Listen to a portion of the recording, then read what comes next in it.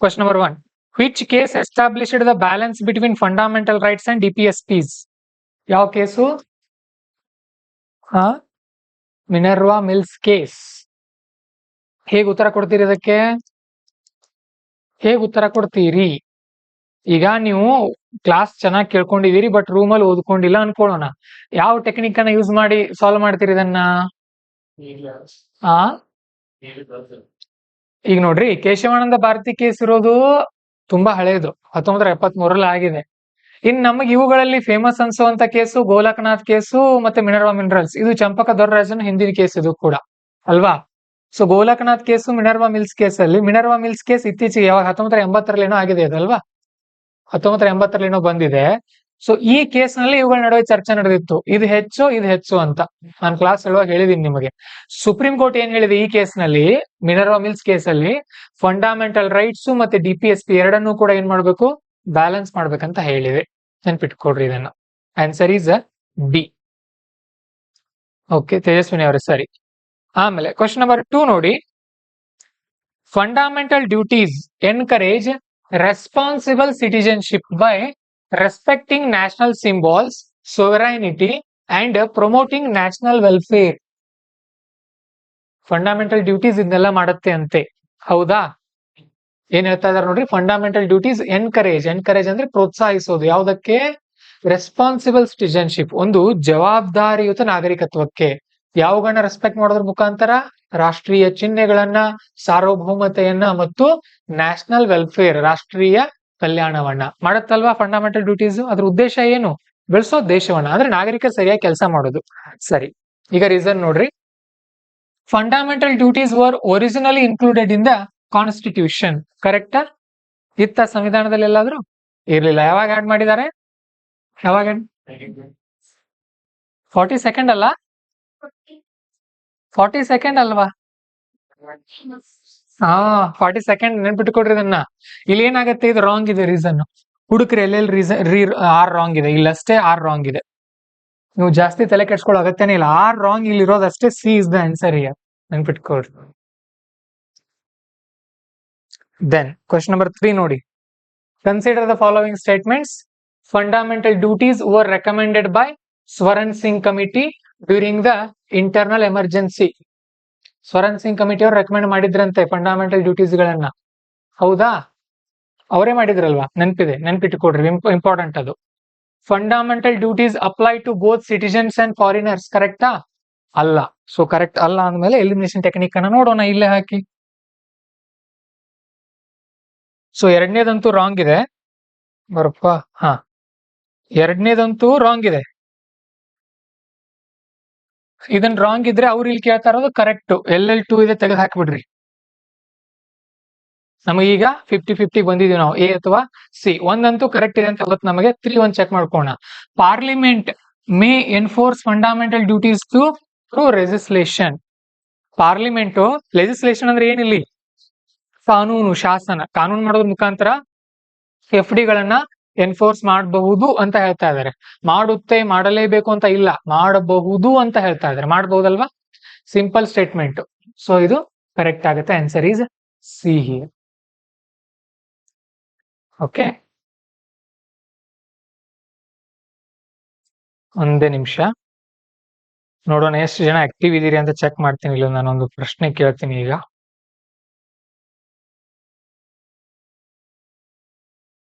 ಎಲ್ಲಿ ಹೋಯ್ತಪ್ಪ?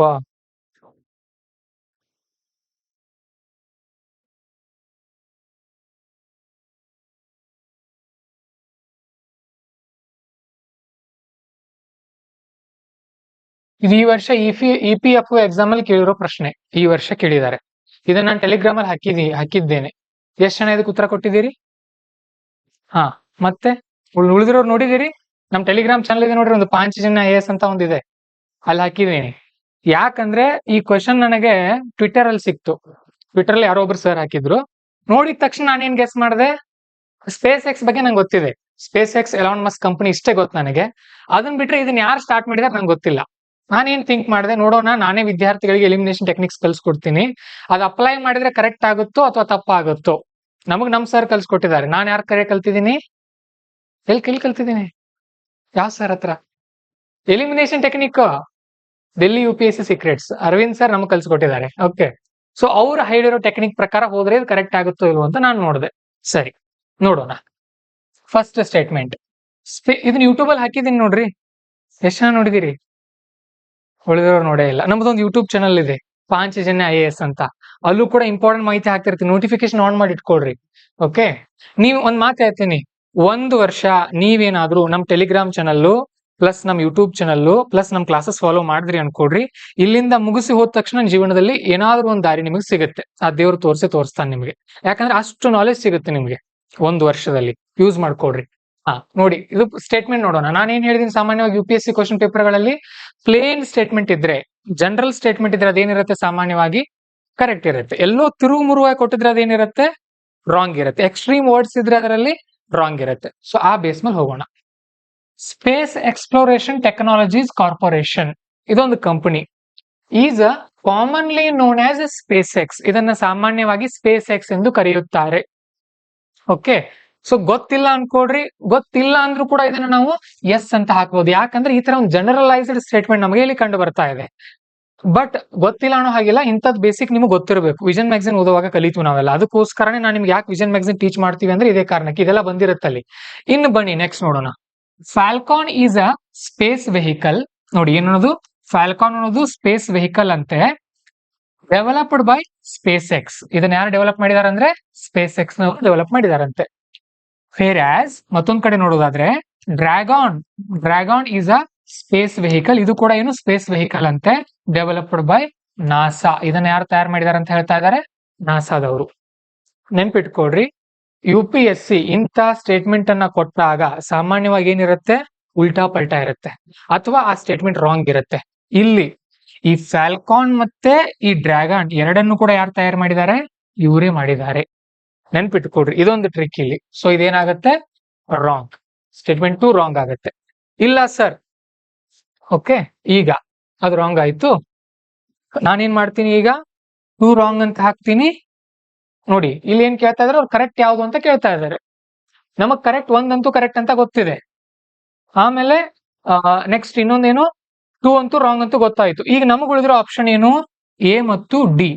ಎ ಮತ್ತು ಡಿ ನಮ್ ಬಳಿ ಉಳಿದಿರುವಂತ ಆಪ್ಷನ್ಗಳು. ಅಕಸ್ಮಾತ್ ನಿಮ್ಗೆ ಒಂದು ಕೂಡ ಗೊತ್ತಿಲ್ಲ ಅನ್ಕೊಡ್ರಿ, ಒಂದು ಗೊತ್ತಿಲ್ಲ, ನಿಮ್ಗೆ ಕ್ಲಾರಿಟಿ ಸಿಗ್ತಾ ಇಲ್ಲ, ಒಂದೇದು ಕರೆಕ್ಟ್ ಇದೆಯೋ ಇಲ್ವೋ ಕೂಡ ಗೊತ್ತಾಗ್ತಾ ಇಲ್ಲ, ಬಟ್ ಎರಡನೇದು ರಾಂಗ್ ಅಂತ ಗೊತ್ತಾಗಿದೆ ನಿಮ್ಗೆ. ಯಾಕಂದ್ರೆ ಕ್ವಶನ್ ಏನಿದೆ ಟ್ವಿಸ್ಟ್ ಅಪ್ ಮಾಡಿ ಕೊಟ್ಟಿದ್ದಾರೆ ಅವರು. ಈಗ ಏನ್ ಥಿಂಕ್ ಮಾಡ್ಬೇಕಂದ್ರೆ, ಸಾಮಾನ್ಯವಾಗಿ UPSC ಈ ತರ ಆಪ್ಷನ್ಸ್ ಇದ್ದಾಗ, ಏನು ಕ್ವಶನ್ ಅಲ್ಲ, ಆಪ್ಷನ್ಸ್ ಈ ತರ ಇದ್ದಾಗ ಇದು ಸಾಮಾನ್ಯವಾಗಿ ಇರೋದಿಲ್ಲ. ನೆನ್ಪಿಟ್ಕೊಳ್ರಿ, ಒಂದು ಇದಾದ್ರೂ ಕರೆಕ್ಟ್ ಇರುತ್ತೆ ಅಥವಾ ಇದಾದ್ರೂ ಕರೆಕ್ಟ್ ಇರುತ್ತೆ. ನೆನ್ಪಿಟ್ಕೊಳ್ರಿ, ನಿಮ್ಮ ಕೆಲಸ ಏನು, ನಿಮ್ಮ ಕೆಲಸ ಎರಡೂ ಕೂಡ ಗೊತ್ತಿರ್ಬೇಕು ಅನ್ನೋದಲ್ಲ, ಅಟ್ ಲೀಸ್ಟ್ ಎರಡರಲ್ಲಿ ಒಂದಾದ್ರೂ ಗೊತ್ತಿರ್ಬೇಕು.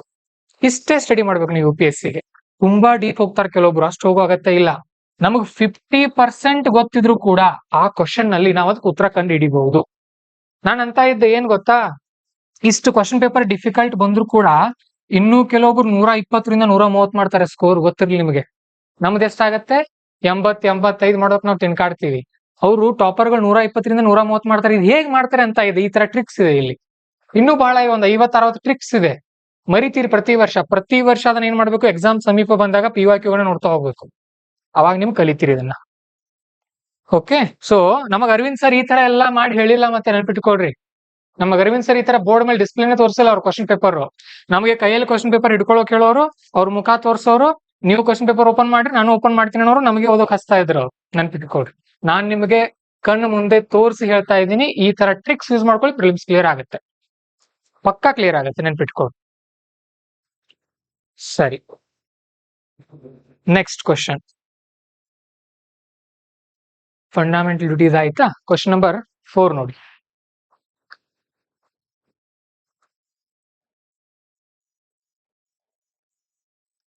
Consider the following statement. Duty to promote harmony and renounce practices derogatory to dignity of women is mentioned under Article 51A. Article 51A ನಲ್ಲಿ ಮಹಿಳೆಯರ ಘನತೆಗೆ ಹಾನಿಯಾಗುವಂತ ಕೆಲಸ ಮಾಡಬಾರ್ದು ಅಂತ ಹೇಳಿದ್ದಾರೆ. ಹೌದಲ್ವಾ? ಯಾವ್ದ್ರಲ್ಲಿ ಬರುತ್ತೆ ಇದು ಆರ್ಟಿಕಲ್ 51A?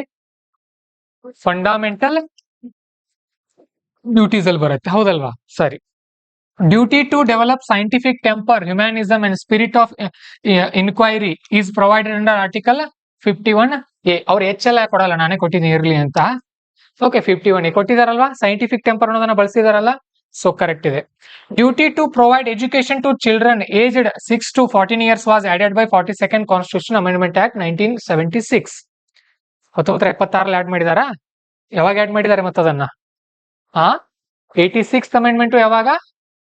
2002. ನೆನ್ಪಿಟ್ಕೊಡ್ರಿ, UPSC ಈ ತರ ಏನಾದ್ರು ಫ್ಯಾಕ್ಟ್ಸ್ ಕೊಟ್ರೆ ಸಾಮಾನ್ಯವಾಗಿ ಅದು ರಾಂಗ್ ಇರುತ್ತೆ. ಮತ್ತೆ ಇಲ್ಲೂ ಕೊಟ್ಟಿದಾರಲ್ಲ ಸರ್, ಈ ಮೂರ್ನಾಲ್ಕು ಇದ್ರೆ ಅದರಲ್ಲಿ ಯಾವ್ದೋ ಕೆಲವೊಂದು ಕರೆಕ್ಟ್ ಇರುತ್ತೆ, ಯಾವ್ದೋ ಕೆಲವೊಂದು ರಾಂಗ್ ಇರುತ್ತೆ. ಅಷ್ಟು ಕಾಮನ್ ಸೆನ್ಸ್ ನಿಮ್ ಬಳಿ ಇರಬೇಕು. ನಿಮಗಿಲ್ಲಿ 86 ಅಂತಾನೆ ಕೊಟ್ಟಿಲ್ಲ ಅವರು, ಒಟ್ ಕೊಟ್ಟಿದ್ದಾರೆ, ನೀವು ಥಿಂಕ್ ಮಾಡ್ಬೇಕು. 1976ರಲ್ಲಿ ನಮ್ಮ ದೇಶದಲ್ಲಿ ಎಜುಕೇಶನ್ ಕಂಪಲ್ಸರಿ ಇತ್ತಾ, ಅಥವಾ ಇದು 2002 ನಂತರ ಬಂದಿದೆಯಾ? 2002 ನಂತರ ಬಂದಿದೆ, ಇದು ಗೊತ್ತಿರ್ಬೇಕು ನಿಮ್ಗೆ. ಸೊ ಆನ್ಸರ್ ಏನಾಗುತ್ತೆ ಇಲ್ಲಿ? B. Only 2 statements are correct, 1 and 2. Then question number 5 ನೋಡಿ. The Constitution of India provides for an integrated judiciary to adjudicate on both central and state laws. ನಮ್ಮ ಸಂವಿಧಾನ ನಮಗೆ ಏನ್ ಮಾಡುತ್ತೆ ಅಂತ ಅಂದ್ರೆ ಇಂಟಗ್ರೇಟೆಡ್ ಜುಡಿಷಿಯರಿ ಕೊಡುತ್ತೆ. ಯಾಕಂದ್ರೆ ಸೆಂಟ್ರಲ್ ಮತ್ತೆ ಸ್ಟೇಟ್ ಲಾಗಳ ಮೇಲೆ ಅಡ್ಜುಡಿಕೇಟ್ ಮಾಡಲು ಅಂದ್ರೆ ತೀರ್ಪು ಕೊಡಲು ಅಥವಾ ನಾವು ಚೆಕ್ ಮಾಡಲು ಅಂತ. ಸೊ ಅದಕ್ಕೆ ರೀಸನ್ ಕೊಡ್ತಾ ಇದ್ದಾರೆ. There is no separate division of judicial powers between the centre and states in the Indian federal system. Okay, ಇಲ್ಲೇನ್ ರೀಸನ್ ಕೊಡ್ತಾ ಇದ್ದಾರೆ ಅಂದ್ರೆ ನಮ್ ದೇಶದಲ್ಲಿ ಸ್ಟೇಟು ಮತ್ತೆ ಸೆಂಟರ್ ಗೆ ಸೆಪರೇಟ್ ಜುಡಿಷಿಯಲ್ ಸಿಸ್ಟಮ್ ಇಲ್ಲ, ಆ ಕಾರಣಕ್ಕಾಗಿ ಈ ತರ ಇದೆ. ಇದು ರೀಸನ್ ಹೇಳ್ತಾ ಇದೆ ಅಲ್ವಾ ಇದ್ರದ್ದು? ಇದು ಯಾಕಂದ್ರೆ ಈ ರೀಸನ್ಗಾಗಿ, ಇದಕ್ಕೋಸ್ಕರ ಇದಿದೆ. ಎಸ್, ಸೊ ಹಾಗಾಗಿ ಉತ್ತರ ಏನಾಗುತ್ತೆ? ಎರಡು ಕೂಡ ಕರೆಕ್ಟ್ ಇವೆ. 6A ಅನ್ನ ಎಕ್ಸ್ಪ್ಲೇನ್ ಮಾಡ್ತಾ ಇದೆ. This is the answer. A is the answer here. Then question number 6. Which legislature has the power to make laws for Indian citizens living abroad? ಯಾರಿಗಿದೆ ಪವರು? ಇದನ್ನ ಯಾರು ರಾಂಗ್ ಹಾಕಿದಾರೆ ಹೇಳ್ರಿ? ಅಲ್ಲಿ ಯಾರಾದ್ರೂ ರಾಂಗ್ ಹಾಕಿದಾರ? ನಿಮ್ ಚೆಕ್ ನೀವು ರಾಂಗ್ ಹಾಕಿದಿರಿ, ಎದ್ ನಿಂತ್ಕೊಡ್ರಿ. ಮತ್ತೆ ರಮೇಶ್ ಅವ್ರ, ನೀವ್ ಯಾರು ಚೆಕ್ ಮಾಡ್ತಾ ಇದ್ದೀರಿ? ನಿಮ್ಮದ್ ನೀವೇ ಚೆಕ್ ಮಾಡ್ಕೊಳ್ಬೇಡ್ರಿ. ನೀವು ಯಾರು ಚೆಕ್ ಮಾಡ್ತಾ ಇದ್ದೀರಿ? ಬೇರೆದವ್ರದಲ್ಲ. ಮತ್ತೆ ಯಾರು ರಾಂಗ್ ಹಾಕಿದಿರಿ? ನೀವೆಲ್ಲರೂ ಕರೆಕ್ಟ್ ಹಾಕಿದಿರಿ. ಇದನ್ನ ಅಟೆಂಪ್ಟ್ ಯಾರು ಮಾಡಿಲ್ಲ? ಇದನ್ನ ಈ ಕ್ವಶನ್ ಅಟೆಂಡೇ ಯಾರು ಮಾಡಿಲ್ಲ? ಉಳಿದ್ರೆಲ್ಲ ಮಾಡಿದಿರಿ. ಸ್ವಾತಿ ಅವ್ರದ್ದು ಯಾರ ಬಳಿ ಇದೆ? ಮೀನಾಕ್ಷಿ ಅಟೆಂಡ್ ಮಾಡಿದಾರ ಅವರು? ಆಶಾ ಅವ್ರದ್ದು ಅಟೆಂಡ್ ಮಾಡಿದಾರ? ಪಾರ್ಲಿಮೆಂಟ್ ಅದ್ ಹಾಕಿದಾರ? ನೀವ್ ಯಾಕೆ ಹಾಕ್ಲಿಲ್ಲ ಮತ್ತೆ? ಶಬ್ಬಾಷ್. ಹಾಗೆ ಮಾಡಬಾರ್ದು, ಇದರಿಂದಾನೇ ಅಂಕಗಳು ಹೋಗುತ್ತೆ. ಥಿಂಕ್ ಮಾಡ್ರಿ, 0.6 ನಿಂದ ಎಷ್ಟೋ ಜನ ಹಿಂದುಳಿತಾರೆ ಗೊತ್ತಿರಲಿ. ಎಷ್ಟೋ ಜನ 0.6 ನಿಂದ ಹಿಂದುಳಿತಾರೆ. ಆತರ ಮಾಡ್ಕೊಳ್ಬಾರ್ದು, ಆಕ್ಟಿವ್ ಆಗಿರ್ಬೇಕು ನೀವು. ಆನ್ಲೈನ್ ಅವ್ರು ಯಾರಾದ್ರೂ ತಪ್ಪು ಮಾಡಿದಿರಿ ಇದನ್ನ ಯಾರು ತಪ್ಪು ಮಾಡೋ ಹಾಗಿಲ್ಲ. ಇದನ್ನ ಯಾರಾದ್ರೂ ತಪ್ಪು ಮಾಡ್ತಾ ಇದ್ದೀರಿ ಅಂದ್ರೆ ನೀವು ಸೀರಿಯಸ್ ಆಗಿ ಕ್ಲಾಸ್ ಕೇಳ್ತಾ ಇಲ್ಲ, ನಿಮಗೆ UPSC ಬಗ್ಗೆ ಕುತೂಹಲ ಇಲ್ಲ, ಆಸಕ್ತಿ ಇಲ್ಲ. ಬೆಳೆಸ್ಕೊಡ್ರಿ ಅದನ್ನ. ಓಕೆ, ಕೂತ್ಕೊಡ್ರಿ ಅಫ್ರೋಜಾ. ದೆನ್ ಕ್ವಶನ್ ನಂಬರ್ 7 ನೋಡಿ. Consider the following statements. The President can make regulations for certain Indian territories having the same effect as an act of the Parliament. ಹೌದಲ್ವಾ? ಪ್ರೆಸಿಡೆಂಟ್ ಅವರು ಮಾಡಬಹುದು. ಪಾರ್ಲಿಮೆಂಟ್ ನ ಪವರ್ ಇರುವಷ್ಟೇ ಕಾನೂನುಗಳನ್ನ ಮಾಡಬಹುದು ಅಂತ ಓದಿದ್ವಿ ನಾವು. ಇದನ್ನ ಕರೆಕ್ಟ್ ಇದೆ. ಏನ್ ಕೇಳ್ತಾ ಇದ್ರು ಅವರು? ಕರೆಕ್ಟ್ ಅಂತ ಕೇಳ್ತಾ ಇದ್ದಾರೆ. The governor cannot modify the application of the parliamentary act on scheduled areas. Scheduled ಏರಿಯಾಗಳ ಮೇಲೆ ಪವರ್ ಯಾರಿಗಿರೋದು ಜಾಸ್ತಿ ಅಂತ ಹೇಳಿದೀನಿ ನಾನು ನಿಮಗೆ? ಗವರ್ನರ್ಗೆ. ಪಾರ್ಲಿಮೆಂಟ್ ಮಾಡುವಂತ ಕಾನೂನು ಶೆಡ್ಯೂಲ್ಡ್ ಏರಿಯಾದಲ್ಲಿ ಅಪ್ಲೈ ಆಗ್ಬೇಕು ಅಂದ್ರೆ ಯಾರು ಪರ್ಮಿಷನ್ ಬೇಕಾದಕ್ಕೆ? ಗವರ್ನರ್. ಸೊ ಇದು ರಾಂಗ್ ಆಗುತ್ತೆ. The supreme court alone has regulatory powers over tribal areas in Meghalaya, Tripura and Mizoram. ಬರೀ ಸುಪ್ರೀಂ ಕೋರ್ಟ್ ಪವರ್ ಮಾತ್ರ ಇರುತ್ತೆ ಅಂತ ಹೇಳ್ತಾ ಇದ್ದಾರೆ. ಇಲ್ಲಿ ಏನಿದೆ? ಎಕ್ಸ್ಟ್ರೀಮ್ ಮೋಡ್ ಏನಿದೆ ಇಲ್ಲಿ? ಅಲೋ, ನೆನ್ಪಿಟ್ಕೊಡ್ರಿ. ಈ ತರ ಹುಡುಕ್ಬೇಕು ಪದಗಳನ್ನ. ಸುಪ್ರೀಂ ಕೋರ್ಟ್ ಮಾತ್ರ ಪವರ್ ಇದೆ ಅಂತೆ. ನೋಡ್ರಿ, ಇದನ್ನ ನೋಡ್ರಿ, ಈ ಸ್ಟೇಟ್ಮೆಂಟ್ ಥಿಂಕ್ ಮಾಡ್ರಿ. ಹೇಗಂತ ಅಂದ್ರೆ, ನಮ್ಗೆ ಇದು ನಮ್ಮ ಸಂವಿಧಾನ ಏನ್ ಕೊಟ್ಟಿದೆ? ಇಂಟಗ್ರೇಟೆಡ್ ಜುಡಿಷಿಯರಿ ಕೊಟ್ಟಿದೆ. ಇಂಟಗ್ರೇಟೆಡ್ ಜುಡಿಷಿಯರಿ ಅಂದ್ರೆ ಏನು? ನಮ್ಮಲ್ಲಿ ಹೈಕೋರ್ಟ್ ಗಳಿದೆ, ಸುಪ್ರೀಂ ಕೋರ್ಟ್ ಗಳಿದೆ, ಮತ್ತೆ ಸಣ್ಣ ಕೋರ್ಟ್ ಗಳಿದೆ, ಈ ಜಿಲ್ಲಾ ಕೋರ್ಟ್ಗಳೆಲ್ಲ. ಎಲ್ಲಾ ಕೋರ್ಟ್ಗಳಿಗೂ ಸ್ಟೇಟ್ ಮೇಲೂ ಕೂಡ ಕಾನೂನು ಮಾಡಬಹುದು, ಸೆಂಟರ್ ಮೇಲೂ ಕೂಡ ಕಾನೂನು ಮಾಡಬಹುದು. ಸೊ ಇಲ್ಲಿ ಏನ್ ಹೇಳ್ತಾ ಇದಾರೆ ಇವರು? ಮೇಘಾಲಯ, ತ್ರಿಪುರಾ, ಮಿಜೋರಾಂ ಮೇಲೆ ಸುಪ್ರೀಂ ಕೋರ್ಟ್ ಮಾತ್ರ ಪವರ್ ಇದೆ ಅಂತ ಹೇಳ್ತಾ ಇದಾರೆ. ತಪ್ಪಾಗತ್ತಲ್ವಾ ಇದು? ಹಿಂಗ್ ಥಿಂಕ್ ಮಾಡ್ರಿ.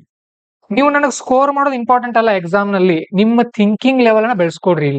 ಇಲ್ಲಿ ಥಿಂಕಿಂಗ್ ಬೆಳೆಸ್ಕೊಂಡು ಫೈನಲ್ ಎಕ್ಸಾಮ್ ಹೋದ್ರಿ ಸ್ಕೋರ್ ಆಗುತ್ತೆ ನಿಮ್ದು. ಇಲ್ಲಿ ಥಿಂಕ್ ಮಾಡ್ಬೋದು, ನಮಗ್ ಕರೆಕ್ಟೋ ತಪ್ಪು ಅನ್ನೋ ಥಿಂಕ್ ಮಾಡೋಕ್ಕಿಂತ ಮುಂಚೆ ಕಾನ್ಸೆಪ್ಟ್ ನೋಡ್ರಿ ಅದ್ರ ಹಿಂದಿರೋದು.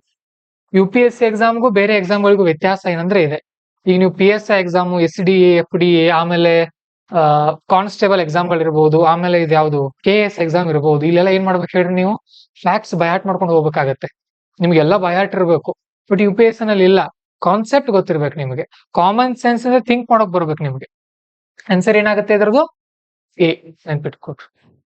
ಇದೆರಡು ಸ್ಟೇಟ್ಮೆಂಟ್ಸ್ ರಾಂಗ್ ಇದೆ. ನೀವು ಓದಿಲ್ಲ ಅಂದ್ರೂ ಕೂಡ ಈ ತರ ಕಾಮನ್ ಸೆನ್ಸ್ ಇಂದ ಸಾಲ್ವ್ ಮಾಡಬಹುದು ಇದನ್ನ. Then question 8.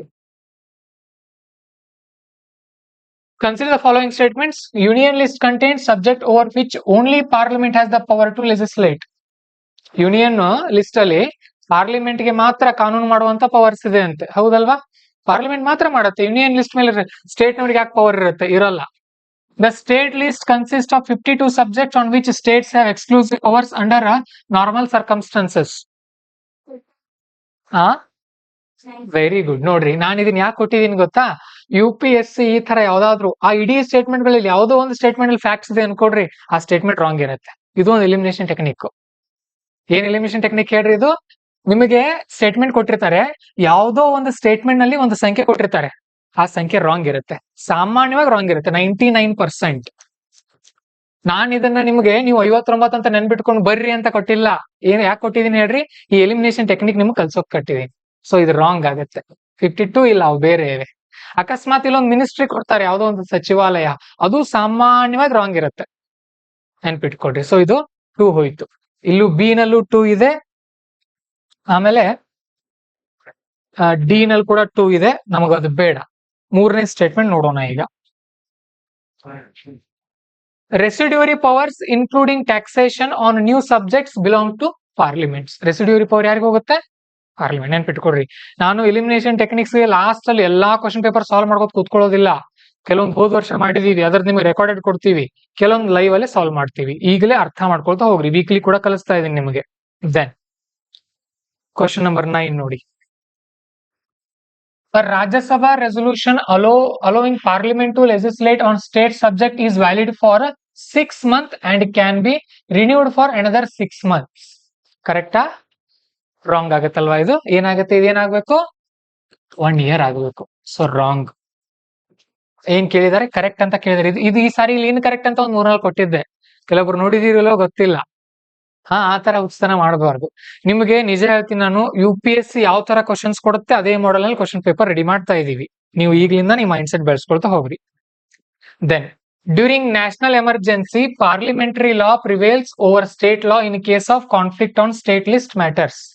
ಅರ್ಥ ಮಾಡ್ಕೊಡ್ರಿ, ಏನಿದೆ ಸ್ಟೇಟ್ಮೆಂಟ್ ಅಂದ್ರೆ, ಡ್ಯೂರಿಂಗ್ ನ್ಯಾಷನಲ್ ಎಮರ್ಜೆನ್ಸಿ, ರಾಷ್ಟ್ರೀಯ ತುರ್ತು ಪರಿಸ್ಥಿತಿ ಸಂದರ್ಭದಲ್ಲಿ ಪಾರ್ಲಿಮೆಂಟರಿ ಲಾ ಪ್ರಿವೇಲ್ಸ್. ಪ್ರಿವೇಲ್ಸ್ ಅಂದ್ರೆ ಏನ್ ಹೇಳಿದೀನಿ ನಾನು? ಮೇಲುಗೈ ಸಾಧಿಸೋದು ಅಂದ್ರೆ ಅದೇ ಮುಖ್ಯ, ಅದೇ ಆಗುತ್ತೆ. ಓವರ್ ಸ್ಟೇಟ್ ಲಾ, ಸ್ಟೇಟ್ ಲಾ ಗಿಂತ ಅದೇ ಜಾಸ್ತಿ ಆಗುತ್ತೆ. ಹೌದು, ಕರೆಕ್ಟ್ ಇದೆ. Loss made by parliament on state subject during presidents rule become invalid once the rule ends. State rule ಇರುತ್ತಲ್ಲ ಪ್ರೆಸಿಡೆಂಟ್, ಅಂದ್ರೆ ಇವ್ರದ್ದು ಯಾರಪ್ಪ, ರಾಷ್ಟ್ರಪತಿ ಆಳ್ವಿಕೆ ಇದ್ದಾಗ ಬರುವಂತ ಕಾನೂನುಗಳು ರಾಷ್ಟ್ರಪತಿ ಆಳ್ವಿಕೆ ಮುಗಿದ ಮೇಲೆ ಎಂಡ್ ಆಗುತ್ತೆ ಅಂತ ಹೇಳ್ತಾ ಇದ್ದಾರೆ. ಎಂಡ್ ಆಗೋದೇ ಇಲ್ಲ ಅವು. ಯಾವಾಗ ಎಂಡ್ ಆಗುತ್ತೆ?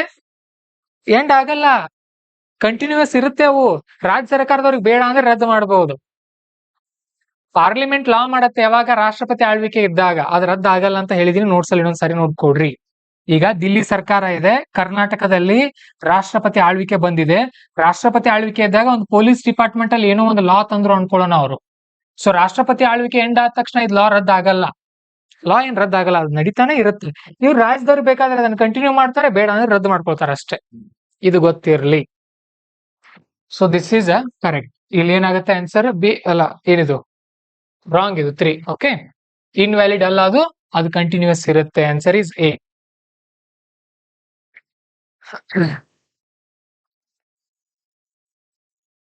ನೋಡ್ಬೇಕು ಆನಂದ್ ಅವ್ರೆ, ನಾನ್ ನಿಮ್ ಮುಂದೆನೆ ಸಾಲ್ವ್ ಮಾಡ್ತಾ ಇದೀನಲ್ಲ ಲೈವ್ ಆಗಿ, ಹೀಗೆ ಸಾಲ್ವ್ ಮಾಡ್ಬೇಕು ನೀವು ಫೈನಲ್ ಎಕ್ಸಾಮ್ ಅಲ್ಲಿ ಕೂಡ. ಏನ್ ಕೇಳಿದಾರಂತ ನೋಡ್ಬೇಕು. Certain ordinances issued by the governor require prior instructions from the president. ಕೆಲವೊಂದು ಲಾಗಳಿಗೆ ಪ್ರೆಸಿಡೆಂಟ್ ಅವರು ಯಾರ್ದು ಪರ್ಮಿಷನ್ ತಗೊಳ್ಬೇಕಾಗತ್ತೆ? ಪ್ರೆಸಿಡೆಂಟ್ ಅವ್ರದ್ದು. ಇದನ್ನ ಹೇಗೆ ಸಾಲ್ವ್ ಮಾಡ್ತೀರಿ? ನಿಮ್ಗೆ ಗೊತ್ತಿಲ್ಲ ಅನ್ಕೊಳ್ಳೋಣ. ನಿಮ್ಗೆ ಗೊತ್ತಿಲ್ಲಪ್ಪ, ನೀವು ಪಾಲಿಟಿಗೆಲ್ಲ ಓದ್ಕೊಂಡ್ರಿ, ಇದೊಂದು ಕಾನ್ಸೆಪ್ಟ್ ಬಿಟ್ಟು ಹೋದ್ರಿ ಅನ್ಕೊಳ್ಳೋಣ ಎಕ್ಸಾಮ್ಗೆ. ಈಗ ಕ್ಲಾಸ್ ಅಲ್ಲಿ ಕೇಳಿರುವಂತ ಕಾನ್ಸೆಪ್ಟ್ ಮೇಲೆ ಈ ಪ್ರಶ್ನೆಗೆ ಉತ್ತರ ಹುಡುಕ್ಬೇಕು. ನೀವು ಹೇಗೆ ಹುಡುಕ್ತೀರಿ ನೋಡ್ರಿ. ಸರ್ಟೇನ್ ಆರ್ಡಿನೆನ್ಸಸ್, ಕೆಲವೊಂದು ಸುಗ್ರೀವಾಜ್ಞೆಗಳಿಗೆ governor require prior instruction from the president. Governor ಅವರು ಪ್ರೆಸಿಡೆಂಟ್ ಅವರ ಇನ್ಸ್ಟ್ರಕ್ಷನ್ಸ್ ನ ತಗೊಳ್ಬೇಕಾಗುತ್ತದೆ ಅಂತ ಹೇಳ್ತಾ ಇದ್ದಾರೆ. ತೆಗೆದುಕೊಳ್ಳಲೇಬೇಕು ಅಂತ ಅಲ್ಲ, ಕೆಲವು ಪ್ರೊವಿಷನ್ಗಳಿಗೆ. ಅಂದ್ರೆ ಇದೇನಿದೆ ಕಡ್ಡಾಯ ಅಂತ ಹೇಳ್ತಾ ಇಲ್ಲ, ಏನ್ ಹೇಳ್ತಾ ಇದ್ದಾರೆ? ಮಾಡಬಹುದು, ತಗೊಳ್ಬೇಕಾಗುತ್ತದೆ. ಪ್ಲೇನ್ ಇದೆಲ್ಲ ಸ್ಟೇಟ್ಮೆಂಟ್. ಎಕ್ಸ್ಟ್ರೀಮ್ ಅನಿಸ್ತಾ ಇದೆ ನಿಮಗೆಲ್ಲಾದ್ರೂ? ಹೌದು. ಮತ್ತೆ ಇನ್ನೊಂದು ತಗೊಳ್ರಿ. ಈಗ ಗವರ್ನರ್ ಪವರ್ ಹೆಚ್ಚು, ಪ್ರೆಸಿಡೆಂಟ್ ಪವರ್ ಹೆಚ್ಚು? ಪ್ರೆಸಿಡೆಂಟ್ ಅವ್ರದ್ದು. ಇಡೀ ದೇಶ ತುಂಬಾ ಆಡಳಿತ ಇರುತ್ತೆ ಅವ್ರದ್ದು. ಗವರ್ನರ್ ರಾಜ್ಯದಲ್ಲಿ ಮಾತ್ರ. ಗವರ್ನರ್ ತನಗೆ ತಿಳಿದಿದ್ದೇ ಮಾಡ್ಕೊಂತ ಹೋಗ್ತಾರ, ಅಥವಾ ಕೆಲವೊಂದ್ ಸಾರಿ ಪ್ರೆಸಿಡೆಂಟ್ ಮಾತು ಕೇಳ್ಬೇಕಾಗತ್ತೆ? ಪ್ರೆಸಿಡೆಂಟ್ ಮಾತು ಕೇಳ್ಬೇಕಾಗತ್ತಲ್ಲ. ಸೊ ಈ ಸ್ಟೇಟ್ಮೆಂಟ್ ಅದನ್ನೇ ಹೇಳ್ತಾ ಇದೆ. ಇಲ್ಲಿ ಏನಾಗತ್ತೆ ಆನ್ಸರ್? ಎ ಅಂತೂ ಕರೆಕ್ಟ್ ಇದೆ. ಬನ್ರಿ ರೀಸನ್ ನೋಡೋಣ. Article 213 provides that the governor cannot promulgate some ordinances without receiving presidential instructions first. Article 213 ಏನ್ ಹೇಳುತ್ತೆ ಅಂತ ಅಂದ್ರೆ, ಗವರ್ನರ್ ಅವರು ಪ್ರೆಸಿಡೆಂಟ್ ಅವರ ಒಪ್ಪಿಗೆ ಇಲ್ಲದೆ ಆರ್ಡಿನೆನ್ಸ್ ಅನ್ನ ಹೊರಡಿಸೋಕ್ ಆಗೋದಿಲ್ಲ ಅಂತ ಹೇಳ್ತಾ ಇದೆ. ಸೊ ಇದನ್ನ ಎಕ್ಸ್ಪ್ಲೇನ್ ಮಾಡ್ತಾ ಇದೆ ಅಲ್ವಾ. ಮೊದಲೇದು ಏನ್ ಹೇಳ್ತಾ ಇದೆ? ಕೆಲವೊಂದಕ್ಕೆ ಪ್ರೆಸಿಡೆಂಟ್ ಅವರ ಇನ್ಸ್ಟ್ರಕ್ಷನ್ಸ್ ಬೇಕು. ಎರಡನೇದು ಹೇಳ್ತಾ ಇದೆ ಇದಕ್ಕೆ ಪ್ರೆಸಿಡೆಂಟ್ ಇನ್ಸ್ಟ್ರಕ್ಷನ್ಸ್ ಬೇಕು. ಸೊ ಇದನ್ನ ಎಕ್ಸ್ಪ್ಲೇನ್ ಮಾಡ್ತಾ ಇದೆ. Answer is A. ನೆನ್ಪಿಟ್ಕೊಳ್ರಿ. ಇದೊಂದು ಡಿಫಿಕಲ್ಟ್ ಹಾಕಿದೀನಿ ನಾನು ನಿಮಗೆ. ಇಲ್ಲಿ ನೀವು ಆರ್ಟಿಕಲ್ 213 ನೆನ್ಪಿಟ್ಕೊಂಡಿರೋದಿಲ್ಲ, ಬಟ್ ನೀವೇನ್ ಮಾಡ್ಬೇಕಾಗತ್ತೆ, ಕೆಲವೊಂದನ್ನ ಅದೇ ಹೇಳಿದಿನಲ್ಲ, 100 ಕ್ವಶನ್ಸ್ ಅಲ್ಲಿ 20 ನಮಗೆ ಏನು ಗೊತ್ತಿಲ್ಲದೆ ಇದ್ರು ನಡೆಯುತ್ತೆ. ನಾನು ನಿಮ್ಗೆ ಅದನ್ನ ಹೇಳ್ತಾ ಇರೋದು, ಪಾಲಿಟಿನಲ್ಲಿ 15ರಿಂದ 17 ಕ್ವಶನ್ಸ್ ಬರುತ್ತೆ ನಮಗೆ. 2 ತಪ್ಪಾಗಲಿ ಅಥವಾ 2 ಬಿಡ್ರಿ ನಡೆಯುತ್ತೆ. ಆದ್ರೆ 15 ಕೊಟ್ಟಾಗ 13, 17 ಕೊಟ್ಟಾಗ 14ರಿಂದ 15 ಕರೆಕ್ಟ್ ಆಗ್ಲೇಬೇಕು. ಆದ್ರೆ ಪ್ರಾಕ್ಟೀಸ್ ಮಾಡಿ.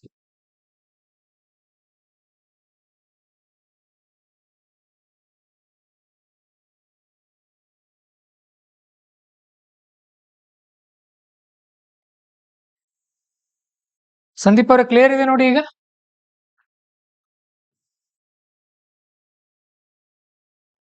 ಚೆಕ್ ಮಾಡಿ. ಈಗ ಆಪ್ ನಿಂದ ಹೊರಗಡೆ ಹೋಗಿ ಬನ್ನಿ ಒಂದ್ಸಾರಿ. ಹಾ, ನೆಕ್ಸ್ಟ್ ಕ್ವಶನ್ 11.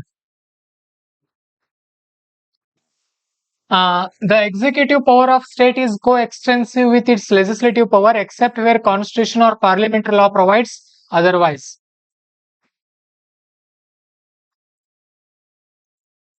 ಹೇಳ್ರಿ, ಕರೆಕ್ಟ್ ಆಯ್ತು. ಒಂದೇ ಸ್ಟೇಟ್ಮೆಂಟ್ ಈ ತರ ಬರುತ್ತೆ ನೋಡ್ರಿ ಎಕ್ಸಾಮ್ ನಲ್ಲಿ. The executive power of state is co-extensive with its legislative power except where the constitution or parliamentary law provides otherwise. ಇಲ್ಲಿ ನೋಡ್ರಿ, ಇದು ಹೇಗಿದೆ ಪದ ಅಂದ್ರೆ, ಎಕ್ಸೆಪ್ಟ್ ವೇರ್, ಹೊರತುಪಡಿಸಿ. ಏನನ್ನ ಹೊರತುಪಡಿಸಿ? Constitution or parliament. ಕಾನ್ಸ್ಟಿಟ್ಯೂಷನ್ ಮತ್ತು ಪಾರ್ಲಿಮೆಂಟ್ ಲಾ ಪ್ರೊವೈಡ್ಸ್, ಕಾನೂನನ್ನ ಮಾಡಿದ್ರೆ, ಮಾಡದೇ ಇದ್ರೆ.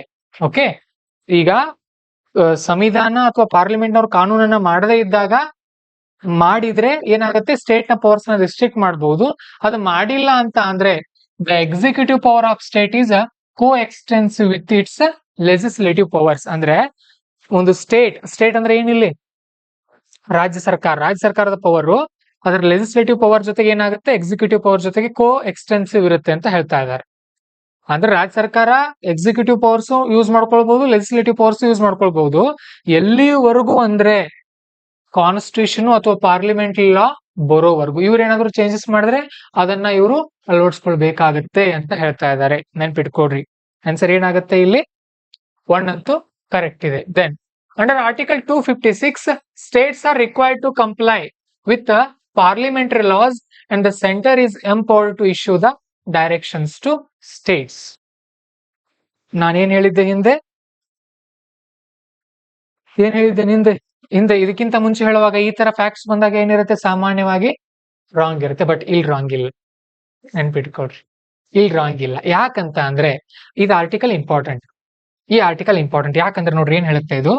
Article 256 states are under article 256 states are required to comply with the parliamentary laws and center is empowered to issue directions. Centre ಏನ್ ಮಾಡ್ತಾ ಇದೆ, ಡೈರೆಕ್ಷನ್ಸ್ ಅನ್ನ ಕೊಡ್ತಾ ಇದೆ. ಇದು ಯಾವ್ದಿದು, ಕೇಂದ್ರ ಸರ್ಕಾರ ರಾಜ್ಯ ಸರ್ಕಾರಗಳಿಗೆ ಡೈರೆಕ್ಷನ್ಸ್ ಕೊಡ್ತಾ ಇದೆ. ಸೊ ಆರ್ಟಿಕಲ್ 256 ನಡಿಯಲ್ಲಿ ಡೈರೆಕ್ಷನ್ ಕೊಡುವಂತ ಅಧಿಕಾರ ಹೊಂದಿದೆ. ಅಕಸ್ಮಾತ್ ಕೇಳಲಿಲ್ಲ ಅಂದ್ರೆ ಆರ್ಟಿಕಲ್ 365 ಏನ್ ಹೇಳುತ್ತೆ, ಅಕಸ್ಮಾತ್ ಕೇಳಲಿಲ್ಲ ಅಂದ್ರೆ ಅದು ಸಂವಿಧಾನ ಬಾಹಿರ ಆಗತ್ತೆ ಅಂತ ಹೇಳುತ್ತೆ. ಸೊ ಇದಾದ್ರೆ ಮುಂದೆ ಏನ್ ಮಾಡ್ಬೇಕಾಗತ್ತೆ, ಆರ್ಟಿಕಲ್ 356 ನಡಿಯಲ್ಲಿ ಪ್ರೆಸಿಡೆಂಟ್ ರೂಲ್ ನ ತಗೊಂಡ್ ಬರ್ಬೇಕಾಗತ್ತೆ. ಸೊ ಇವು ಮೂರು ಲಿಂಕ್ ಇವೆ, ಅದಕ್ಕೋಸ್ಕರ ಈ ಪ್ರಶ್ನೆ ಕೇಳಿದೀನಿ, ನೆನ್ಪಿಟ್ಕೊಡ್ರಿ. UPSC ಏನ್ ಮಾಡತ್ತಂದ್ರೆ ಈ ಆರ್ಟಿಕಲ್ಸ್ ಅನ್ನ ಇಲ್ಲಿ ಹಾಕಲ್ಲ ಅಷ್ಟೇ, ನಿಮಗೆ ಈಸಿ ಮಾಡ್ಕೊಡುತ್ತ, ನನಗಿಂತ ಈಸಿ ಕೊಡುತ್ತೆ ನಿಮಗೆ ಕ್ವಶನ್ಸ್. ಓಕೆ, ಆ ತರ. ಸೊ 2 ಕೂಡ ಕರೆಕ್ಟ್ ಇದೆ. Directions issue to states under article 257 cannot attract any coercive sanction. Okay, ರಾಜ್ಯ ಸರ್ಕಾರಗಳಿಗೆ ಡೈರೆಕ್ಷನ್ಸ್ ಏನ್ ಕೊಡ್ತಾರಲ್ಲ ಕೇಂದ್ರ ಸರ್ಕಾರಗಳು, ಈ cannot attract any coercive sanction. ಅಕಸ್ಮಾತ್ ರಾಜ್ಯಗಳನ್ನ ಫಾಲೋ ಮಾಡ್ಲಿಲ್ಲ ಅಂದ್ರೆ ಕೋಯರ್ಸಿವ್ ಸ್ಯಾಂಕ್ಷನ್, ಸ್ಯಾಂಕ್ಷನ್ ಅಂದ್ರೆ ಏನ್ ಹೇಳಿದೀನಿ ನಾನು ನಿಮ್ಗೆ, ನಿರ್ಬಂಧ. ಯಾವುದೇ ನಿರ್ಬಂಧಗಳನ್ನು ಕೇಂದ್ರ ಸರ್ಕಾರ ಹಾಕೋದಿಲ್ಲ ಅಂತ ಹೇಳ್ತಾ ಇದ್ದಾರೆ. ಹಾಕುತ್ತೋ ಇಲ್ವೋ, ಪ್ರೆಸಿಡೆಂಟ್ ರೂಲೇ ತಂದು ಬಿಡುತ್ತೆ ಕೇಳಲಿಲ್ಲ ಅಂದ್ರೆ. So this is wrong. Cannot ಅಂತ ಕೊಟ್ಟಿದಾರಲ್ಲ ಅದಕ್ಕೋಸ್ಕರ ಕ್ಯಾನ್ ಅಂತ ಆಗ್ಬೇಕಾಗಿತ್ತು ಅದು. ಓಕೆ, ಎಸ್ ಚೇತನ್ ಅವ್ರ, ಈ ಸರ್ತೆ ಗವರ್ನರ್ ಬಗ್ಗೆ ಬಹಳಷ್ಟು ಪ್ರಶ್ನೆಗಳು ಬರ್ತಾ ಇದೆ, ಕೇಳೋ ಚಾನ್ಸಸ್ ಇದೆ ನೋಡಿ. ನೆಕ್ಸ್ಟ್ ಕ್ವಶನ್ ನಂಬರ್ 12 ನೋಡಿ. Under which article can president establish the inter state council? ಇದು ಕೂಡ ಇಂಪಾರ್ಟೆಂಟ್ ಇತ್ತು, ಅದಕ್ಕೋಸ್ಕರ ನಾನು ಕೇಳಿದ್ದೀನಿ ಆರ್ಟಿಕಲ್ ಅನ್ನ. ಯಾವುದು, 263. ಸರಿ, ಯಾಕೆ ಕೇಳಿದ್ರಿ ಅದನ್ನ ಅಂದ್ರೆ ಇಂಟರ್ ಸ್ಟೇಟ್ ಕೌನ್ಸಿಲ್ ಇಂಪಾರ್ಟೆಂಟ್ ಅಂತ ಹೇಳಿದೀನಿ ನಾನು ನಿಮಗೆ, ಮತ್ತೆ ಅದು ಗೊತ್ತಿರ್ಬೇಕು ನಮಗೆ, ಆ ಕಾರಣಕ್ಕಾಗಿ. ದೆನ್ ಮುಂದ್ ಇನ್ನೂ ಕೆಲವೊಂದಿದೆ ನೋಡೋಣ, ಅಲ್ಲಿ ಹೇಗ್ ಮಾಡಿದಿರಿ. ಅಸರ್ಷನ್, ರೀಸನ್, ಮತ್ತೆ new all India services can be created only by parliament through a resolution of Rajya Sabha. ರಾಜ್ಯಸಭೆ ರೆಸೊಲ್ಯೂಷನ್ ಮುಖಾಂತರ ಹೊಸ ಆಲ್ ಇಂಡಿಯಾ ಸರ್ವಿಸ್ ಅನ್ನ ಪಾರ್ಲಿಮೆಂಟ್ ಮಾತ್ರ ಕ್ರಿಯೇಟ್ ಮಾಡಬಹುದು ಅಂತ ಹೇಳ್ತಾ ಇದ್ದಾರೆ. ಓನ್ಲಿ ಅನ್ನೋದು ಎಕ್ಸ್ಟ್ರೀಮ್ ಪದ ಇದೆ, ಹೌದು, ಬಟ್ ಪಾರ್ಲಿಮೆಂಟ್ ಅಲ್ಲಿ ಮಾಡ್ತೀವೋ ಆಲ್ ಇಂಡಿಯಾ ಸರ್ವಿಸ್, ಸ್ಟೇಟ್ ಗಳಲ್ಲಿ ಮಾಡ್ತೀವಿ, ಪಾರ್ಲಿಮೆಂಟ್ ಅಲ್ಲಿ ಮಾತ್ರ. ಸೊ ಇದಂತೂ ಕರೆಕ್ಟ್ ಇದೆ. Then under article 312 all India services are jointly controlled by centre and states, but ultimate control rest with the centre. Okay, ಏನ್ ಹೇಳ್ತಾ ಇದಾರೆ ನೋಡ್ರಿ, ಆರ್ಟಿಕಲ್ 312 ಇಂಪಾರ್ಟೆಂಟ್ ಇದು. ಆಲ್ ಇಂಡಿಯಾ ಸರ್ವಿಸ್ ಗಳನ್ನ jointly controlled by centre and state, ಇಬ್ರು control ಮಾಡ್ತಾ ಇರ್ತಾರೆ. ಆದ್ರೆ ಅಲ್ಟಿಮೇಟ್ ಕಂಟ್ರೋಲ್, ಫೈನಲ್ ಕಂಟ್ರೋಲ್ ಯಾರ ಬಳಿ ಇರುತ್ತೆ, ಸೆಂಟರ್ ಬಳಿ ಇರುತ್ತೆ. ಏನಾಗುತ್ತೆ ಆನ್ಸರ್ ಇದರಲ್ಲಿ, ಹೇಗಾಗುತ್ತೆ, ಈ ಎರಡಕ್ಕಾದ್ರೂ ಲಿಂಕ್ ಇದೆಯಾ ನೋಡಿ, ಒಂದಕ್ಕೊಂದು ಸಂಬಂಧನೇ ಇಲ್ಲ. ಇದು ಕರೆಕ್ಟ್ ಇದೆ, ಇದು ಕರೆಕ್ಟ್ ಇದೆ, ಬಟ್ ಲಿಂಕ್ ಇಲ್ಲ. ಇಲ್ಲಿ ಏನ್ ಹೇಳ್ತಾ ಇದಾರೆ, ಹೊಸದನ್ನ ಕ್ರಿಯೇಟ್ ಮಾಡೋದ್ರ ಬಗ್ಗೆ ಹೇಳ್ತಾ ಇದ್ದಾರೆ. ಇಲ್ಲಿ ಏನ್ ಹೇಳ್ತಾ ಇದಾರೆ, ಅಧಿಕಾರ ಹಂಚಿಕೆ ಬಗ್ಗೆ ಹೇಳ್ತಾ ಇದ್ದಾರೆ, ಸಂಬಂಧ ಇಲ್ಲ ಒಂದಕ್ಕೊಂದು. ಸೊ ಆನ್ಸರ್ ಏನಾಗುತ್ತೆ ಇಲ್ಲಿ, ಬಿ ಇಸ್ ದ ಆನ್ಸರ್. ಎರಡೂ ಕರೆಕ್ಟ್ ಇವೆ, but R is not correct explanation. ಹೀಗೆ ಥಿಂಕ್ ಮಾಡೋಕ್ ಕಲಿಲ್ಲ. Then 14. The chairman and members of joint state PCS are appointed by president and removed by the governor. ಕರೆಕ್ಟಾ? ಯಾರು remove ಮಾಡ್ತಾರೆ ಅವರನ್ನ? ಎಲ್ಲಿದೆ ರಾಂಗ್ ಇದು? ಗವರ್ನರ್ ರಿಮೂವ್ ಮಾಡಲ್ಲ, ಪ್ರೆಸಿಡೆಂಟ್ ಅವರೇ ರಿಮೂವ್ ಮಾಡ್ತಾರೆ. ರಾಂಗ್ ಇದು, ಒಂದೇದು. ಎಲ್ಲೆಲ್ಲಿ ಒಂದಿದೆ ತೆಗೆದು ಬಿಡ್ರಿ, ಹೋಯ್ತು, ಉತ್ತರ ಸಿಕ್ತು. ಹಾ, ಎಸ್, ಇಲ್ಲ ಆಗತ್ತೆ ನೋಡ್ರಿ ಈ ತರ. ಓಕೆ, ನೋಡೋಣ. A joint state PSC for multiple states is created by parliament and appoints are made by president. Parliament ಅವರು ಕ್ರಿಯೇಟ್ ಮಾಡ್ತಾರೆ, ಪ್ರೆಸಿಡೆಂಟ್ ಅವರವರನ್ನ ಅಪಾಯಿಂಟ್ ಮಾಡ್ತಾರೆ. Correct. Then UPSC can assist states in recruitment for the post requiring special qualifications. UPSC ಏನ್ ಮಾಡಬಹುದು, assist ಮಾಡಬಹುದು. Correct ಇದೆ. Answer ಏನಾಗುತ್ತೆ ಇದರದು, A ಆಗತ್ತಲ್ವಾ, only one. ನೆನ್ಪಿಟ್ಕೊಳ್ರಿ, ಇದನ್ನ ನೋಡಿನೇ ಇಲ್ಲಿ ಹೋಗ್ಬೇಕು ನೀವು. ಇಲ್ಲಿ ನೋಡದೆ ಮುಂದಕ್ಕೆ ಹೋಗ್ಬೇಡ್ರಿ, ಇಲ್ಲಾಂದ್ರೆ ನಂತರ ತಪ್ಪಾಗಿಬಿಡುತ್ತೆ. ಆ ತರ ಒಂದ್ ಎರಡು ಬರೀ ಒಂದ್ ಹೋಯ್ತು ಅನ್ಕೊಡ್ರಿ, ಹಿಂದುಳಿದ್ ಬಿಡ್ತೀರಿ. ತಪ್ಪು ಮಾಡೋ ಹಾಗಿಲ್ಲ, ಸಣ್ಣ ಪುಟ್ಟದ್ದು. ಇದನ್ನ ಹ್ಯೂಮನ್ ಎರರ್ ಅಂತ ಕರಿತೀವಿ, ಅದನ್ನ ಕಡಿಮೆ ಮಾಡ್ಕೊಳ್ತಾ ಹೋಗ್ಬೇಕು ನೀವು. ಎಸ್, ಆನಂದ್ ಅವ್ರು ಕೂಡ ಇದೇ ತರ ಮಾಡಿದಾರೆ ಅಂತ ನೋಡ್ರಿ. ದೆನ್ ಇದಾಯ್ತು. ಕ್ವಶನ್ ನಂಬರ್ 14 ನೋಡ್ರಿ. During national emergency article 352 the centre can give directions to the states on any matter. ಹೌದಲ್ವಾ? ತುರ್ತು ಪರಿಸ್ಥಿತಿ ಇದ್ದಾಗ ಕೇಂದ್ರ ಸರ್ಕಾರದವರು ರಾಜ್ಯ ಸರ್ಕಾರಗಳಿಗೆ ಯಾವ್ದು ಬೇಕಾದ್ರ ಮೇಲೆ ನಿರ್ದೇಶನ ಕೊಡಬಹುದು. ಕರೆಕ್ಟ್ ಇದೆ, ಒಂದನೇದು. State election commissioner is appointed by the and removed by the president. ಕರೆಕ್ಟಾ? ಯಾರು ಅಪಾಯಿಂಟ್ ಮಾಡ್ತಾರೆ ಅವರನ್ನ? ಗವರ್ನರ್ ಅಪಾಯಿಂಟ್ ಮಾಡ್ತಾರೆ. ರಿಮೂವ್ ಮಾಡೋದು ಪ್ರೆಸಿಡೆಂಟ್. ನೆನ್ಪಿಟ್ಕೊಳ್ರಿ. Under finance emergency article 360 the centre can direct salary reduction financial properties measures. Correct ಅಲ್ವಾ? ಮೂರನೇದು correct ಇದೆ. So which of the following are incorrect ಅಂತ ಕೇಳಿದೀವಿ. ಯಾವ್ದು ಇನ್ ಕರೆಕ್ಟ್ ಇದೆ ಇದರಲ್ಲಿ? ಎರಡನೇದಲ್ವಾ? ಎಲ್ಲೋಯ್ತಪ್ಪ answer? Yes, only 2. B is the answer here. Incorrect ಕೇಳಿದೀವಿ ಇಲ್ಲೂ ಕೂಡ. ಬಹಳ ಜನ ಕರೆಕ್ಟ್ ಅಂತ ತಿಳ್ಕೊಂಡು ಹೋಗಿರಬಹುದು. ಇನ್ ಕರೆಕ್ಟ್ ಕೇಳಿದೀವಿ ಇಲ್ಲೂ ಕೂಡ. ದೆನ್ ಆರ್ಟ್ 16 ನೋಡ್ರಿ. Article 265 states that no tax shall be levied or collected except by authority of law. Correct? Law ಇಲ್ಲದೆ ಟ್ಯಾಕ್ಸ್ ಅನ್ನ ಕಲೆಕ್ಟ್ ಮಾಡೋಕ್ ಬರೋದಿಲ್ಲ. ಕರೆಕ್ಟ್ ಇದೆ. Residuary taxation powers like gift tax, wealth tax are vested in the state legislatures. Wealth tax ಯಾರ ಬಳಿ ಇರುತ್ತೆ ಅಂತ ಹೇಳಿದೀನಿ ನಿಮಗೆ? ಪಾರ್ಲಿಮೆಂಟ್ ನ ಬಳಿ. ಹೋಯ್ತಿದ್ ರಾಂಗ್. ಇಲ್ಲಿ ಏನ್ ಕೇಳ್ತಾ ಇದಾರೆ? ಕರೆಕ್ಟ್ ಕೇಳ್ತಾ ಇದಾರೆ. There are no tax entries in the concurrent list except GST. Concurrent list ಅಲ್ಲಿ GST ಒಂದನ್ನ ಬಿಟ್ಟು ಬೇರೆ ಯಾವುದೂ ಇಲ್ಲ ಅಂತ ಹೇಳ್ತಾ ಇದಾರೆ. ಕರೆಕ್ಟ್ ಅಲ್ವಾ? ಎಸ್, ಹೇಳಿದೀವಿ ಇದ್ರ ಬಗ್ಗೆ ಕೂಡ. ಸೊ ಆನ್ಸರ್ ಏನಾಗುತ್ತೆ? C is the answer here.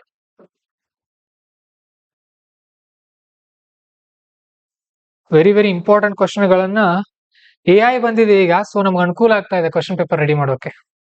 AI ಇರೋದ್ರಿಂದ UPSC ಮಾಡೆಲ್ ಅಂದ್ರೆ ಕಡಿಮೆ ಟೈಮ್ ಅಲ್ಲಿ ಕ್ವಾಲಿಟಿ ಕ್ವಶನ್ಸ್ ನಾವು ರೆಡಿ ಮಾಡಬಹುದು ಈಗ. ಆ ತರ ಇದೆ. Then consider the following statements. Statutory grants under Article 275 are provided to all states annually irrespective of financial need. Financial need ಇದೆಯೋ ಇಲ್ವೋ ನೋಡೋದಿಲ್ಲ ಅಂತೆ ಕೊಟ್ಟು ಬಿಡ್ತಾರಂತೆ. ರಾಂಗ್ ಅಲ್ವಾ ಅದು? ಫಿನಾನ್ಷಿಯಲ್ ನೀಡ್ ಅನ್ನ ನೋಡ್ತಾರಲ್ಲಿ. ಅಗತ್ಯ ಇರೋದನ್ನ ಚೆಕ್ ಮಾಡ್ತಾರೆ. ಅಗತ್ಯ ಇರೋರಿಗೆ ಮಾತ್ರ ಕೊಡ್ತಾರೆ. ಹೌದಲ್ವಾ? ದೆನ್ ನೆಕ್ಸ್ಟ್ ಎರಡನೇದು. Discretionary grants under Article 282 are given for any public purpose beyond legislative competence and are not obligatory. Correct ಕೇಳ್ತಾ ಇದಾರೆ ಇಲ್ಲಿ. Discretionary grants given for any public purpose beyond legislative competence and are not obligatory. Compulsory ಇಲ್ಲ, ಅವು ಕೊಡಬಹುದು. Discretionary ಅಂದ್ರೆ ಏನು? ವಿವೇಚನಾಧಿಕಾರ. ಏನ್ limits ಇರಲ್ಲ ಅಲ್ಲಿ. Temporary grants after constitution's commencement were given to states exporting jute charged on the Consolidated Fund of India. Jute ಅನ್ನ export ಮಾಡ್ತಾ ಇದ್ದಂತ ರಾಜ್ಯಗಳಿಗೆ ಅಂತ ಹೇಳಿದ್ದೆ. ಅಸ್ಸಾಮು, ವೆಸ್ಟ್ ಬೆಂಗಾಳ, ಮತ್ತೊಂದು ಯಾವ್ದೋ ಇತ್ತು ನೋಡ್ರಿ, ಅವ್ರಿಗೆಲ್ಲ ಕೊಟ್ಟಿದ್ರು. ಸೊ ಆನ್ಸರ್ ಏನಾಗುತ್ತೆ ಇಲ್ಲಿ? B is the answer. Only 2. Then how many ಕೇಳಿದೀವಿ. ವಿಚ್ ಕೇಳಿಲ್ಲ ಈ ಸರ್ತಿ, ಬರೀ ಹೌ ಮೆನಿ ಅಷ್ಟೇ. ಆಮೇಲೆ ಕ್ವಶನ್ ನಂಬರ್ 18 ನೋಡ್ರಿ. Question number 18. Consider the following statements. Bill imposed or varying taxes concerning state require President's recommendation under Article 274 ಅಂತ ಹೇಳ್ತಾ ಇದ್ದಾರೆ. Bills imposing or varying taxes concerning states require President's recommendation under Article 274. ಇದನ್ನೊಂದು ನೆನ್ಪಿಟ್ಕೊಳ್ರಿ. ಇದೇನಾಗತ್ತೆ? ಇದು correct ಇದೆ. Tax ಏನಾದ್ರೂ ಹೆಚ್ಚು ಕಮ್ಮಿ ಮಾಡೋದಾಗಿದ್ರೆ ಯಾರು ಪರ್ಮಿಷನ್ ತಗೊಳ್ಬೇಕಾಗತ್ತೆ? ಪ್ರೆಸಿಡೆಂಟ್ ಅವ್ರ ಪರ್ಮಿಷನ್ ತೆಗೆದುಕೊಳ್ಬೇಕಾಗುತ್ತೆ ಆರ್ಟಿಕಲ್ 274 ನ ಅಡಿಯಲ್ಲಿ. Net proceeds of tax certified by the CAG can be challenged in court. Challenge ಮಾಡೋ ಹಾಗಿಲ್ಲ, ಇದು ನೆನ್ಪಿಟ್ಕೊಳ್ಳಿ. ಇದೊಂದು ಲೈನೇ ಕೊಟ್ಟಿದೀವಿ ಅಲ್ಲಿ. CAG ಅವ್ರ ರಿಪೋರ್ಟ್ ಫೈನಲ್, ಅದನ್ನ ತಗೊಂಡೋಗಿ ಕೋರ್ಟ್ ನಲ್ಲಿ ನಿಲ್ಲೋ ಹಾಗಿಲ್ಲ. ಓಕೆ, ಯಾವ್ದು ಕರೆಕ್ಟ್ ಅಂತ ಕೇಳ್ತಾ ಇದಾರೆ. ಇದು 2 ಅಂತೂ ರಾಂಗ್ ಇದೆ. ಡಿ ಅಂತೂ ಹೋಯ್ತು. ನಮ್ಗೆ A ಮತ್ತು B ಈಗ ನಮ್ಮ ಆನ್ಸರ್ಗಳು. ಸೊ ನೋಡ್ರಿ. Bills altering the definition of agriculture income or modifying fund distribution principles also require president recommendation. Agriculture income ಅನ್ನ ಹೆಸರು ಚೇಂಜ್ ಮಾಡಬೇಕು ಅಂತಂದ್ರೆ ಪ್ರೆಸಿಡೆಂಟ್ ಪರ್ಮಿಷನ್ ಬೇಕು ಅಂತ ಹೇಳಿದ್ದೆ ನಿಮಗೆ. ಸೊ ಇದು ಕೂಡ. ಸೊ ಆನ್ಸರ್ ಏನಾಗುತ್ತೆ ಇರೋದು? ಬಿ. ಎಕ್ಸ್ಪ್ಲೇಷನ್ ಅಲ್ಲಿ ಕೊಟ್ಟಿದೀವಿ, ಆಮೇಲೆ ಓದ್ಕೊಡ್ರಿ ಅದನ್ನ. Then consider the following statements. The centre can borrow within and outside India on security of consolidated fund of India. Correct ಅಲ್ವಾ? ಕರೆಕ್ಟ್ ಇದೆ ಇದು. States can borrow outside India on their own without the center's consent. State ರಾಜ್ಯದ permission ಇಲ್ಲದೆ, ಕೇಂದ್ರ ಸರ್ಕಾರದ permission ಇಲ್ಲದೆ ರಾಜ್ಯ ಸರ್ಕಾರಗಳು ಏನ್ ಮಾಡಬಹುದಂತೆ? ದೇಶದ ಹೊರಗಡೆಯಿಂದ ಬಾರೋ ಮಾಡಬಹುದಂತೆ. ಮಾಡಬಹುದಾ? ಬರಲ್ಲ. ಸೊ ಈ ತರದಾಗ ಇನ್ ಕರೆಕ್ಟ್ ಯಾವ್ದಂತ ಕೇಳ್ತಾ ಇದಾರೆ? ಬಿ. ನೆನ್ಪಿಟ್ಕೊಳ್ರಿ. ನಾನೇನ್ ಹೇಳಿದೀನಿ, UPSC ನಲ್ಲಿ ಈ ತರ ಕ್ವಶನ್ಸ್ ಇದ್ದಾಗ ಆಪ್ಷನ್ಸ್ ಈ ತರ ಇದ್ರೆ ಏನಿರುತ್ತೆ ಆನ್ಸರ್? ಸಾಮಾನ್ಯವಾಗಿ 99% A or B ಇರುತ್ತೆ. ನೆನ್ಪಿಟ್ಕೊಳ್ರಿ. ಮತ್ತೆ ಒಂದ್ಸಾರಿ ಚೇಂಜಸ್ ಇರಬಹುದು, ಆಮೇಲೆ ನಾನು ಹುಡ್ಕೊಂಡ್ ಬರೋ ಹಾಗಿಲ್ಲ. ಎಲ್ಲಿದಾರ ನಮ್ಮ ಮಾಸ್ತರ್ ಅವ್ರ ಹುಡುಕ್ರಿ ಅವ್ರನ್ನ ಅಂತ ಹೇಳಿ. ನೀವು ಬೇಸಿಕ್ ಕಾಮನ್ ಸೆನ್ಸ್ ನ ನೀವು ಥಿಂಕ್ ಮಾಡ್ಬೇಕು ಮೊದಲು. ಹೇಳ್ರಿ. ಕುಂಚಿ ಕಮಿಷನ್ ಯಾರಿಗೆ? ರಾಜಮನ್ನಾರ ಕಮಿಟಿ, ಆನಂದ್ ಸಾಹಿಬ್ ರೆಸೊಲ್ಯೂಷನ್, ಅಕಾಲಿದಳ ಪಂಜಾಬ್ನವ್ರಿಗೆ. ಆನ್ಸರ್ ಏನಾಗುತ್ತೆ ಇಲ್ಲಿ? B. Consider following statements regarding judicial doctrines on centre state relations. Doctrine ಬಗ್ಗೆ ನೋಡೋಣ. ಕರೆಕ್ಟ್ ಕೇಳ್ತಾ ಇದಾರೆ ಇಲ್ಲಿ. Doctrine of pith and substance ensures legislative competence by focusing on true nature of laws, reducing conflict. True nature ನೋಡುತ್ತೆ ಅಂತ ಹೇಳಿದ್ವಿ, ಅದರ ಸಾರಾಂಶ ಏನಿದೆ ಅಂತ ನೋಡುತ್ತೆ. ಕರೆಕ್ಟ್ ಇದೆ ಇದು. Then doctrine of colorable legislation allows the legislature to indirectly make laws on matters outside its jurisdiction. ಈ doctrine of ಕಲರೇಬಲ್ legislation ಇದೆಯಲ್ಲ, ಇದೇನ್ ಮಾಡುತ್ತೆ ಅಂತ ಅಂದ್ರೆ ತನ್ನ ಲಿಮಿಟ್ ಅನ್ನ ಮೀರಿ ಬೇರೆ ರೂಪದಲ್ಲಿ ಲಾ ನ ತಗೊಂಡ್ ಬರೋಕೆ ಪರ್ಮಿಷನ್ ಕೊಡುತ್ತೆ ಅಂತ ಹೇಳ್ತಾ ಇದಾರೆ. ನೆನ್ಪಿಟ್ಕೊಡ್ರಿ, ಪರ್ಮಿಷನ್ ಕೊಡಲ್ಲ. ಇದು ಸ್ಟೇಟ್ಮೆಂಟ್ ಕರೆಕ್ಟ್ ಇದೆ, ಬಟ್ ಅಲೋಸ್ ಅಂತ ಹೇಳ್ತಾ ಇದ್ರಲ್ಲ, ಅದಕ್ಕೋಸ್ಕರ ಈ ಸ್ಟೇಟ್ಮೆಂಟ್ ರಾಂಗ್ ಆಗ್ತಾ ಇದೆ. ನೆನ್ಪಿಟ್ಕೊಡ್ರಿ. ಕಲರೇಬಲ್ ಲೆಜಿಸ್ಲೇಷನ್ ಅಲ್ಲಿ ಚೆಕ್ ಮಾಡ್ತಾರೆ ಕೋರ್ಟ್ನವರು, ಇವರು ಒಂದು ನಾವು ಬ್ಯಾನ್ ಮಾಡಿದ್ರಿಂದ ಮತ್ತೊಂದು ರೂಪದಲ್ಲಿ ತಗೊಂಡ್ ಬರ್ತಾ ಇದಾರೆ ಕಾನೂನು ಅಂತ ನೋಡಿದಾಗ ಅದ್ ರದ್ದು ಮಾಡ್ತಾರೆ ಅದನ್ನ. Okay. Then the doctrine of territorial nexus ensures that laws apply within the territorial boundaries as per the article 245 of the constitution. So this is correct. Third statement is correct. Answer ಏನಾಗುತ್ತೆ ಇಲ್ಲಿ? D. 1 and 3 correct ಇವೆ. Then question number 22 ನೋಡ್ರಿ. Which of the following ensures full faith credit to the public acts, records and judicial proceedings across India? ಹೇಳ್ರಿ, ಇದು ಉತ್ತರ ಯಾರು ತಪ್ಪಿದಿರಿ? ಇದಕ್ಕೆ ಉತ್ತರ ಸತ್ಯವ್ರ, ನೀವ್ ಯಾರು ಚೆಕ್ ಮಾಡ್ತಾ ಇದ್ರಿ? ಮುದಿಯಪ್ಪ ಅವ್ರದ್ದು ಏನ್ ಬಂದಿತ್ರಿ? ಏನ್ ಹಾಕಿದಾರೆ ಆನ್ಸರ್ ಇದ್ರ? ಮತ್ತೆ ಶಾಶಾರ್, ನೀವು ಯಾರು ಚೆಕ್ ಮಾಡ್ತಾ ಇದ್ರಿ? ಸಹನಾ ಮತ್ ರಮೇಶ್ ಅವ್ರು ಕರೆಕ್ಟ್ ಹಾಕಿದಾರೆ ಇಬ್ರು. ಮತ್ತೆ ಯಾರಾದ್ರೂ ರಾಂಗ್ ಹಾಕಿದಾರ ನೋಡ್ರಿ. ಹೇಗ್ ಗೆಸ್ ಮಾಡಿದ್ರಿ ಇದನ್ನ?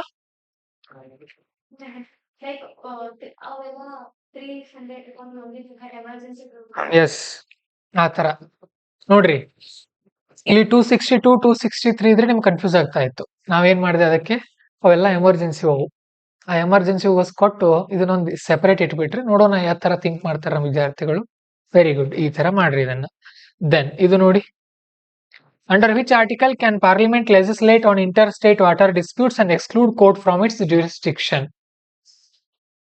ಇದನ್ನ ಯಾರಾದ್ರೂ ಇಲ್ಲಿ ನೋಡ್ರಿ, ಇದನ್ನ ಯಾರಾದ್ರೂ ತಪ್ಪ ಹಾಕಿದಾರ ನೋಡ್ರಿ? ಚೆಕ್ ಮಾಡ್ತಾ ಇದೀರಿ, ಯಾರಾದ್ರೂ ತಪ್ಪ ಹಾಕಿದ್ರೆ ಹೇಳ್ರಿ. ಎಲ್ರು ಕರೆಕ್ಟ್ ಹಾಕಿದಾರೆ. ಮೀನಾಕ್ಷಿ, ಯಾರು ಚೆಕ್ ಮಾಡ್ತಾ ಇದೀರಿ? ರಶ್ಮಿ ಅವ್ರದ್ದು ಕರೆಕ್ಟ್ ಹಾಕಿದಾರೆ.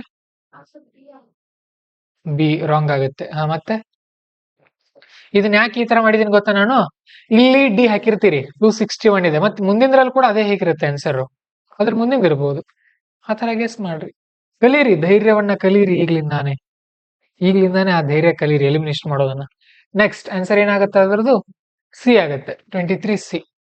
Then 24 ನೋಡ್ರಿ. Consider the following statements regarding the inter state council. Very important ಇದು. ಇಂಟರ್ ಸ್ಟೇಟ್ ಕೌನ್ಸಿಲ್ ಬಗ್ಗೆ ನೋಡೋಣ. The ISC is constitutional body established under Article 263 to facilitate coordination between states and between the states and center. ಹಿಂದೆ ಒಂದು ಪ್ರಶ್ನೆ ಏನ್ ಬಂದಿದೆ ಹೇಳ್ರಿ? Inter state council ಯಾವ ಆರ್ಟಿಕಲ್ ಅಡಿಯಲ್ಲಿ ರಚನೆ ಆಗಿದೆ? ಇಲ್ಲಿ ಏನ್ ಕೊಟ್ಟಿದೀವಲ್ವ, ಆರ್ಟಿಕಲ್ 263. ಮತ್ತೆ ಲಾಸ್ಟ್ ಅಕಸ್ಮಾತ್ ನಿಮ್ಗೆ ಗೊತ್ತಿಲ್ಲ ಅಂದ್ರೆ ಅದನ್ನ ಸ್ಟಾಪ್ ಇಡೋದು, ಮುಂದೆ ಕ್ವಶನ್ ನೋಡ್ಕೊಂಡಾಗ ಇಲ್ಲಿದೆ ಅಂತ ಪಟ್ನ ಹೋಗಿ ಅದನ್ನ ಸಾಲ್ವ್ ಮಾಡೋದು. ಈ ತರ ಮಾಡ್ಬೇಕು.